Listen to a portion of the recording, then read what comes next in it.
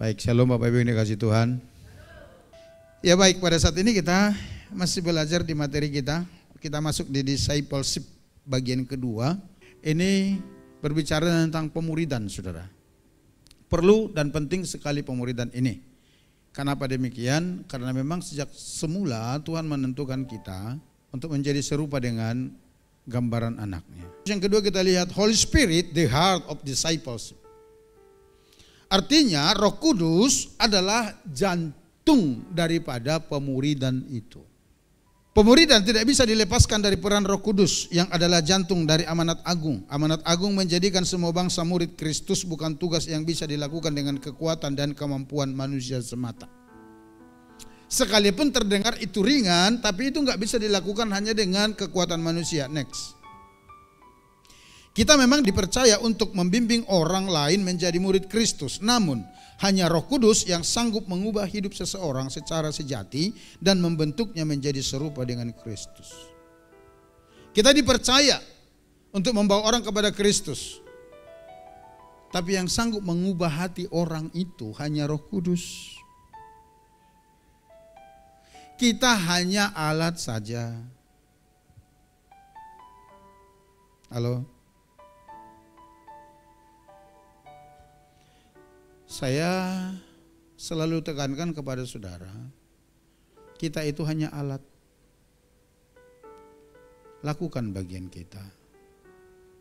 Dan jangan pernah berhenti. Karena yang sanggup mengubah hati orang itu untuk menjadi percaya kepada Yesus, itu adalah Roh Kudus. Pemuridan gak bisa dilakukan dengan kekuatan manusia semata. Mungkin saja bisa dipaksakan, tapi tidak akan ada perubahan ke arah Kristus di sana, yakin. Kumpul banyak-banyak sih mungkin, ya. Tapi menghasilkan buah, memiliki karakter seperti Kristus belum tentu. Sekian lama menjadi orang Kristen, yang perokok tetap perokok, bahkan lebih jago merokoknya. Itu kan berarti tidak ada perubahan, saudara. Ya. Yang pelit semakin pelit. Itu enggak ada perubahan. Kita kumpul banyak, ya. Tapi enggak ada kualitas. Enggak ada kualitas murid di dalamnya. Sebelum di dalam Tuhan, sebelum masuk ke gereja penipu, setelah dalam ke gereja makin berhikmat nipunya, makin jago. Itu enggak ada perubahan. Oleh karena apa? Roh Kudus tidak dilibatkan di dalamnya. Karena yang membuat orang itu bisa berubah adalah Roh Kudus. Tapi kita harus melakukan bagian kita terus. Kita harus melakukan tanggung jawab kita terus untuk mengajak orang. Kita nggak tahu bagaimana cara Tuhan, bagaimana cara Roh Kudus menjamah mereka. Ya. Saya selalu ingat salah satu aja ini, bukan satu-satunya. Pertama saya datang ke Putus Sibau, saya langsung hubungi pihak Rutan, bikin surat untuk pelayanan di sana. Rutan belum kayak sekarang, kursi pun belum ada, bangunannya kecil, bukan keramik, semen biasa, plesteran, ada karpet plastik sobek-sobek, tidak sampai separuh bangunan yang ada karpetnya. Di situ kami melantai.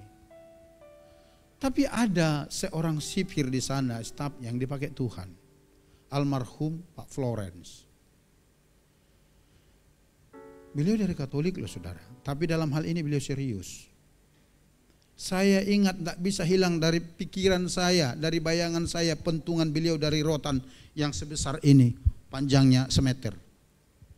Setiap hari Kamis saya sudah datang, beliau langsung ke sel-sel. Oi, non muslim masuk di kapel. Iya saudara. Itu selalu beliau lakukan. Yang bandel-bandel itu benar digebuk sama beliau, masuk di kapel. Ada yang mengalami baptisan roh. Dan salah satu alumni dari Rutan itu, Saudara Rudolf, sekarang jadi hamba Tuhan. Ya, Kenapa? Beliau lakukan bagiannya, Roh Kudus lakukan bagiannya, saya lakukan bagian saya. Yang membuat orang itu bisa berubah adalah Roh Kudus. Amin. Waktu awal muncul film The Passion of the Christ, saya putar di sana. Namanya pembunuh, penggarong, preman di Gua Lipis. Nonton film itu, mewek juga, saudara. Yang garang-garang begitu, badan penuh tato, telinga ditinding. Nonton film, ditantang bertobat, terima Yesus, terima Yesus. Karena apa? Roh Kudus yang melakukannya. Penting, kehadiran Roh Kudus di dalam pemuridan itu penting sekali. Tuhan telah menjanjikan pencurahan rohnya atas semua manusia. Yoel pasal 2, 28-29 begitu pada hari-hari terakhir. Di Hezkiel 36 juga dicatat begitu. Karena itu setelah memberi amanah agung, Yesus tidak langsung menyuruh murid-muridnya berangkat dari Yerusalem. Bapak perhatikan, ini penting sekali.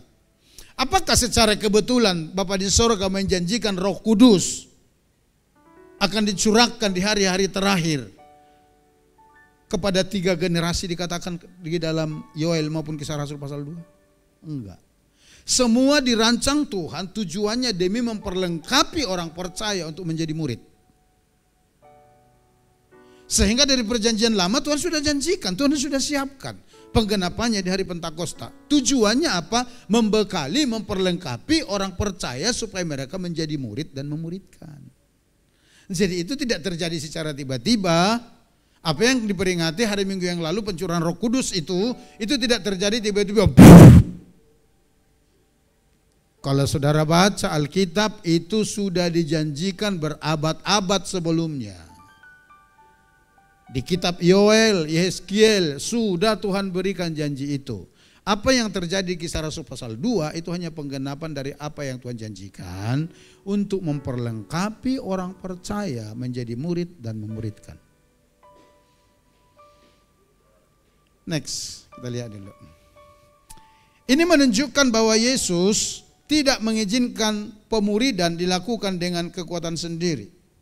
Janji pencurahan Roh Kudus digenapi pada hari Pentakosta, Kisah Rasul 2 ayat 1-4, menjadi penggenapan nubuat sekaligus titik permulaan misi besar Allah melalui gereja, menjadikan semua bangsa murid Kristus. Next. Sekarang dengan hadirnya Roh Kudus di dalam hidup setiap orang percaya, kita yang hidup hari ini dapat merasakan dan mengalami apa yang murid-murid alami ketika bersama dengan Yesus secara fisik dalam pemuridannya. Iya, karena ada persamaan dan hanya sedikit saja perbedaan. Ketika para murid dalam pemuridan Yesus, mereka belum mengalami pencurahan Roh Kudus. Tapi kita sekarang yang percaya kepada Yesus, kita telah menerima Roh Kudus. Bedanya di situ. Tapi pada akhirnya sama-sama memiliki Roh Kudus, ya. Yesus menyebut Roh Kudus sebagai penghibur lain dalam Yohanes 14 ayat 16. Dalam bahasa Yunani disebut dengan allos parakletos. Allos artinya sesuatu atau seseorang yang lain tapi sejenis atau setara. Itu kata allos. Next. Artinya Roh Kudus adalah pribadi yang mempunyai hakikat dan kuasa yang sama dengan Yesus. Roh Kudus bukanlah pengganti yang lebih rendah atau sekadar perwakilan, melainkan pribadi ilahi yang setara dengan Yesus dalam Tritunggal. Iya, Yesus berkata, aku akan memberikan kepadamu penghibur yang lain. Artinya begini, kalau dalam teologi Tritunggal dikatakan demikian, Allah bukan anak, anak bukan Bapa, bukan anak, anak bukan Bapa, bukan Roh Kudus bukan Bapa, Roh Kudus bukan Yesus, tetapi setara. Sehakikat. Next. Sebutan allos parakletos menegaskan bahwa Roh Kudus hadir dengan peran yang sama seperti Yesus, mendampingi, mengajarkan, mengingatkan dan menguatkan murid-murid sepanjang zaman. Itulah fungsi Roh Kudus itu. Kalau nanti dalam Yohanes pasal 16 ayat 13 dikatakan untuk menuntun kita berjalan di dalam segala kebenaran Allah. Keserupaan dengan Kristus yang menjadi tujuan dari setiap proses pemuridan hanya bisa dicapai ketika Roh Kudus bekerja membentuk hati, pikiran, dan hidup seseorang. Hanya itu, saudara. Rasanya susah bagi kita untuk menjadi serupa dengan Kristus tanpa pekerjaan Roh Kudus.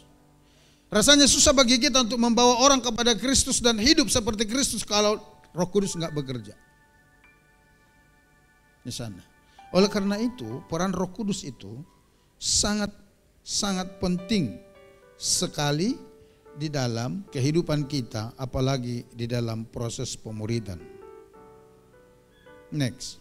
Roh Kudus yang menolong dan memampukan para rasul dan jemaat mula-mula yang juga akan menolong dan memampukan kita. Kisah Rasul 6 ayat 8. Roh Kudus yang ada di dalam diri kita semua adalah sesuatu yang kita perlukan untuk menjadi murid dan memuridkan orang lain. Jadi Roh Kudus itu adalah pribadi yang sangat-sangat kita perlukan di dalam hidup kita, di dalam proses menjadi murid dan juga memuridkan orang lain.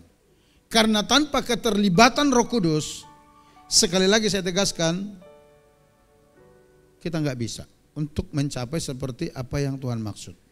Sekedar melakukan kegiatan mungkin iya. Sekedar ada kegiatannya rame-rame mungkin iya. Tapi esensi dari pemuridan itu nggak ketemu.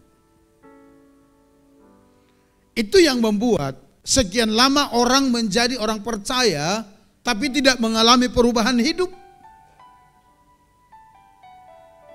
Nggak usah untuk yang lain, untuk bangun pagi aja nggak berubah-berubah. Benar nggak saudara? Sebelum bertobat kerjanya ngelandau. Udah percaya Yesus makin hebat ngelandau. Perubahannya di mana? Saudara, kalau kita berkata kita adalah murid Kristus, menurut pola pemuridan Yesus itu, kita harus serupa dengan Dia. Kalau Yesus dicatat beberapa kali dalam kitab Injil memberitahukan pagi-pagi sekali dia bangun berdoa kepada Bapaknya. Saudara dan saya harus begitu juga. Kalau Yesus untuk menentukan sesuatu yang sangat penting, dia berdoa semalaman untuk mencari kehendak Allah Bapaknya, menetapkan 12 murid. Seharusnya saudara dan saya melakukan itu juga. Amin. Jangan langsung cepat-cepat cari pertolongan sana sini.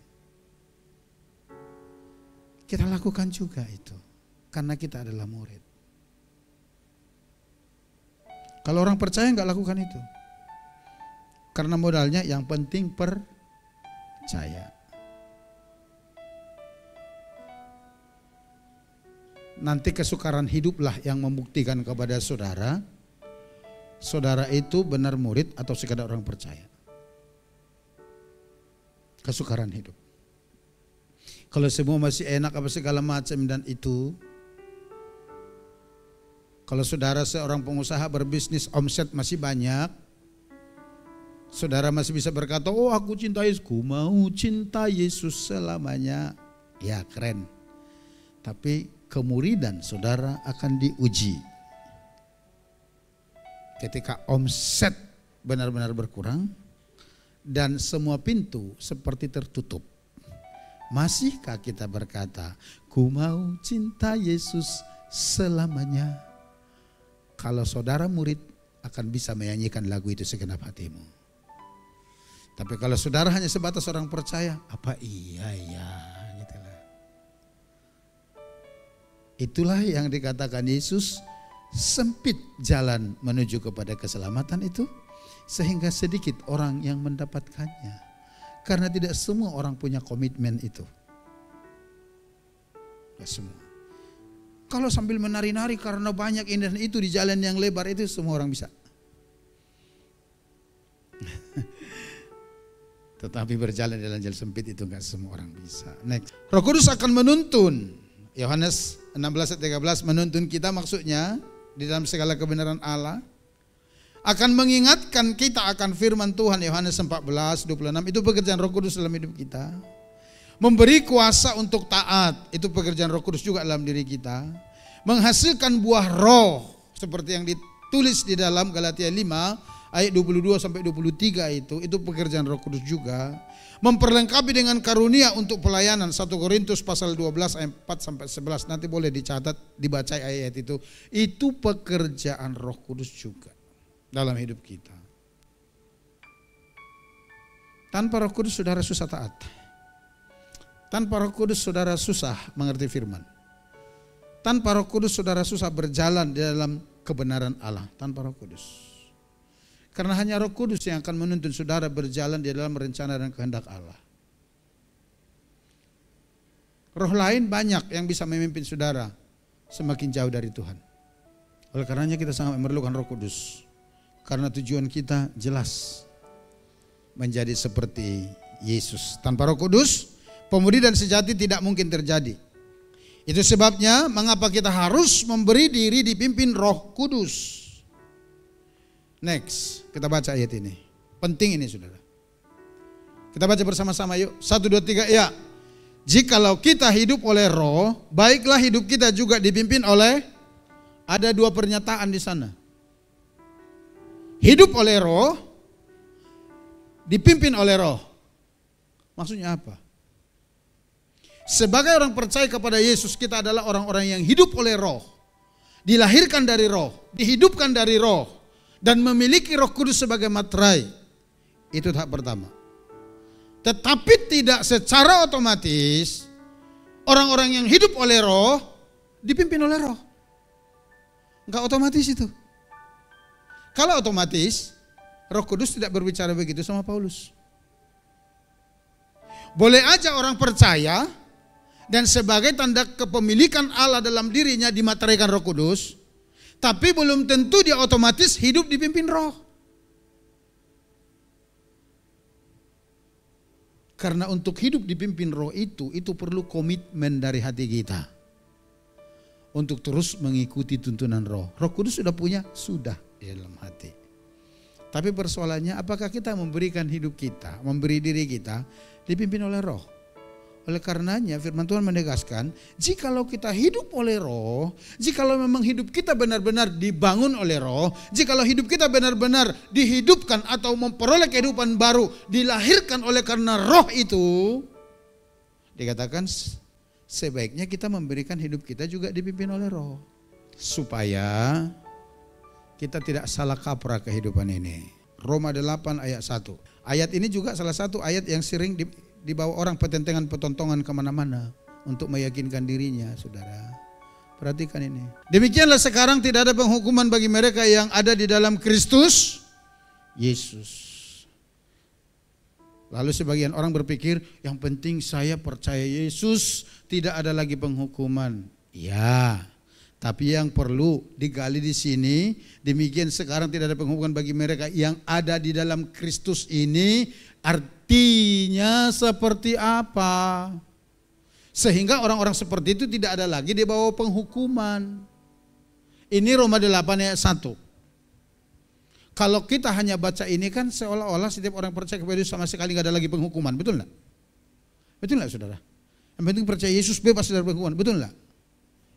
Saya tunjukkan ayatnya di pasal yang sama. Ayat 13. Perhatikan. Sebab jika kamu hidup menurut daging, kamu akan mati. Tetapi jika oleh Roh kamu mematikan perbuatan-perbuatan tubuhmu, kamu akan hidup. Kata daging di sana kedagingan. Menuruti keinginan-keinginan dagingnya. Kepada siapa firman ini ditujukan? Yang Roma pasal 8 ayat 1 tadi. Kepada siapa firman ini dialamatkan? Kepada orang percaya di Roma. Kepada orang percaya dikatakan di Roma begini. Ya kalau kamu ada di dalam Kristus, hidupmu ada di dalam Kristus, kamu bebas dari penghukuman. Tapi kalau kau kedagingan, ayat 13-nya, perhatikan.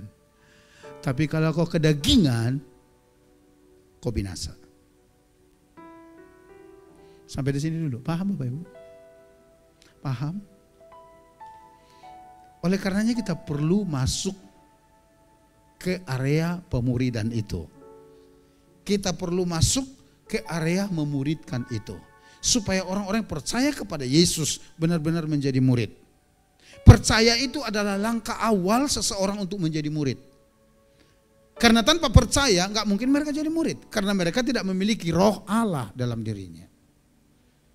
Jadi percaya itu hanya langkah dasar, nggak ada yang salah dengan percaya, tapi itu baru langkah awal untuk menjadi murid.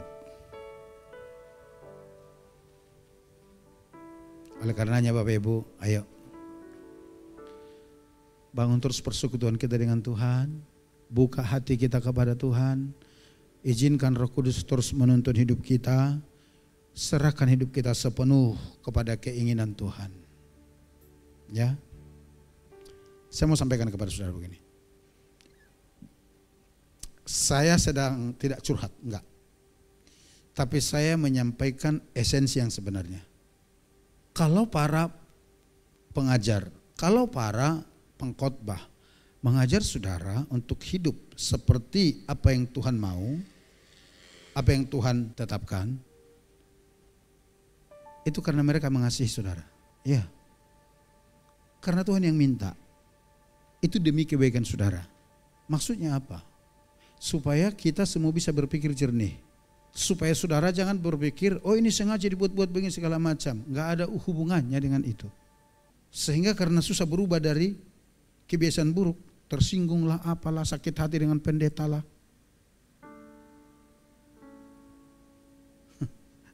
Saudara bisa menganalisa enggak? Siapa yang bermain di balik itu? Saya mau tanya saudara, kalau saudara nggak mau diajar saudara ke neraka, yang rugi pendeta ke saudara. Halo,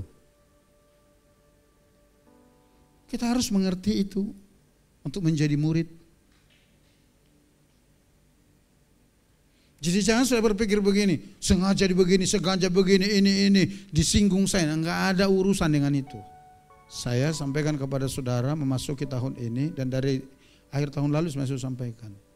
Saya bersyukur berbahagia dapat pengertian-pengertian yang Tuhan berikan karena baca firman itu. Itu buat hati saya tenang dan tetap maju mengajarkan apa yang Tuhan suruh saya ajar. Orang berespon baik, puji Tuhan, tidak berespon baik, nggak apa-apa juga. Sama seperti yang Yesus alami. Apakah kamu nggak meninggalkan saya juga?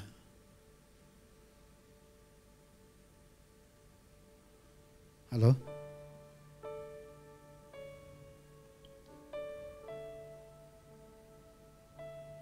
Di dalam gereja itu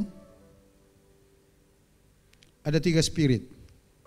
4 malah ya. Spirit domba, spirit anak, spirit murid. Atau spirit yang lain. Apa yang dicatat Alkitab? Kambing, babi dan anjing. Ada. Kalau dia memiliki spirit anak, pergi tinggalkan rumah. Orang begitu gak perlu dicari.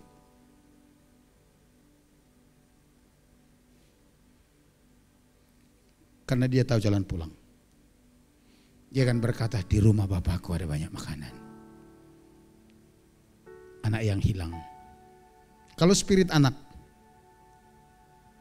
Kalau spirit murid, dia akan bertahan, dia tahan banting. Tapi kalau domba, mungkin saja dia terpengaruh, tersesat, itu harus dicari. Tapi ada kriterianya. Dari mana kita lihat kriteria domba? Domba itu penurut, taat. Cuman saya sudah pernah singgung di sini, sedikit agak dungu, mudah sekali terpengaruh. Itu domba. Artinya levelnya belum sampai ke spirit anak. Kalau itu yang ada, itu perlu dicari. Tapi jangan salah. Ada spirit babi, ada spirit anjing, ada spirit kambing. Itu kata Alkitab. Saya sudah pernah bacakan ayatnya ya. Masing-masing punya kriteria. Kambing suka nanduk, suka melawan. Yang selalu ditonjolkan keegoisannya. Kambing gak mau diajar. Babi dan anjing yang suka bermain-main dengan dosa lamanya. Saya mau katakan kepada saudara, Semua kita nggak ada yang benar di hadapan Tuhan. Masing-masing kita punya apa? Blind spot. Masing-masing kita punya titik gelap di masa lalu kita. Tapi di masa lalu, setelah kita di dalam Kristus kita diubah.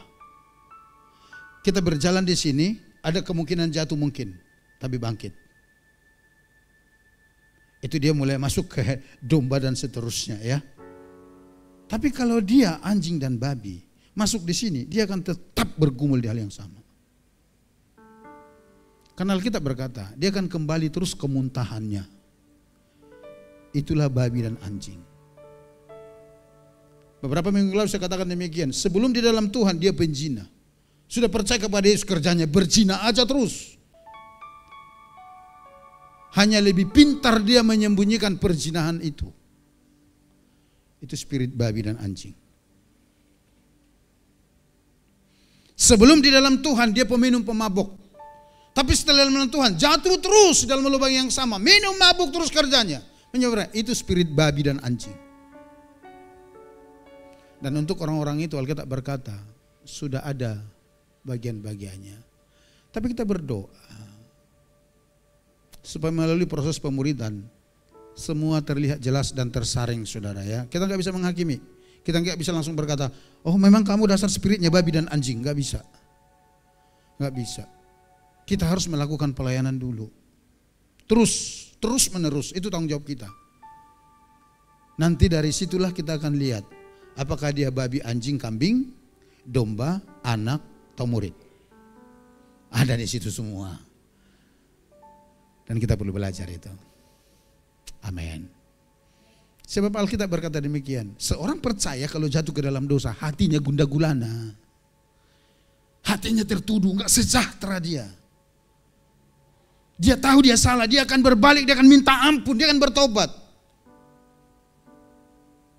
Tapi kalau dinikmati terus menerus seperti itu, ada kemungkinan besar dia babi atau anjing.